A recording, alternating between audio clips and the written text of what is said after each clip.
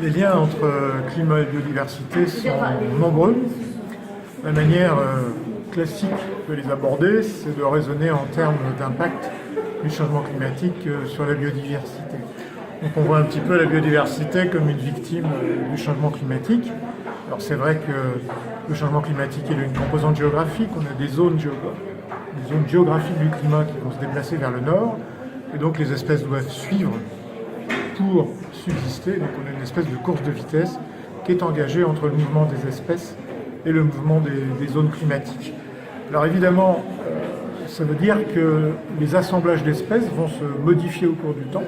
Et donc la grande question, c'est celle de la compréhension des règles d'organisation de ces communautés d'organismes.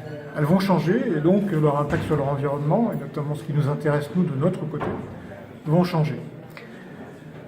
La deuxième manière de considérer les liens entre changement climatique et biodiversité, c'est que la biodiversité n'est pas passive par rapport au changement climatique. Et en fait, une bonne partie du climat dépend de l'activité des êtres vivants. Donc cette question des retours du vivant, ce qu'on appelle les rétroactions, les feedbacks en anglais, du vivant sur le changement climatique, ça c'est une question qui est encore finalement assez peu travaillée. Et c'est bien embêtant parce que assez souvent on considère que les solutions liées au vivant sont des solutions qu'on peut mettre en œuvre tout de suite.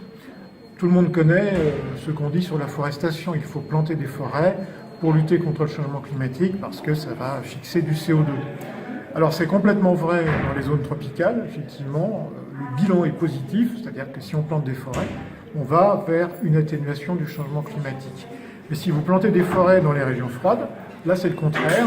En fait, vous changez, pour aller vite, la couleur de la surface et vous basculez sur un système plus sombre, donc sur un système qui va plutôt contribuer au réchauffement climatique. Et puis dans les régions tempérées, c'est pas très clair. Des fois c'est positif, des fois c'est négatif, ça dépend de la situation, de l'âge de la forêt, etc. Donc en tout cas, on voit bien qu'il n'y a pas de solution miracle, parce qu'à chaque fois un élément vivant, il est dans un système complexe. Et c'est ça qu'il faut prendre en compte si on veut être capable d'affiner un tout petit peu les prédictions, d'éviter de mauvais outils et de créer plus de dégâts qu'on va régler le problème.